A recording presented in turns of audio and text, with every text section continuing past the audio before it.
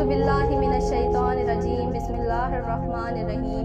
अल्लाह के नाम से शुरू करती हूँ जो बड़ा मेहरबान निहायत रहम करने वाला है। तमाम नाज़रीन को मेरे इस चैनल में दिल की गहराइयों से खुशामदीद और मोहब्बतों भरा अस्सलाम वालेकुम। आज हम बात करेंगे क़यामत के दिन पूछे जाने वाले 5 सवाल और उनके जवाब। जब क़यामत का दिन होगा हम अल्लाह ताला के सामने हाजिर होंगे।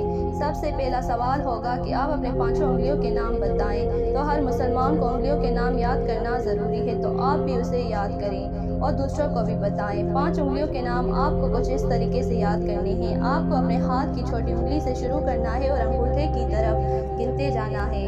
तो बताती हूँ सबसे छोटी और पहली उंगली का नाम आमीन, दूसरी अमानत, तीसरी जन्नत, चौथी शहादत, 5वीं फ़र्ज़। और आपको कुछ इस तरीके से याद करना है और अपने जहन में बिठा लें। क़यामत में हमसे यही सवाल पूछा जाएगा कि अपनी 5 उंगलियों के नाम बताएं और आप उसे याद कर लीजिए। जितना आपने सीखा है उतना दूसरों को भी बताएं। ज़्यादा से ज़्यादा इस वीडियो को शेयर करें। तो मिलते हैं अगली वीडियो में, तब तक के लिए खुदा हाफिज़।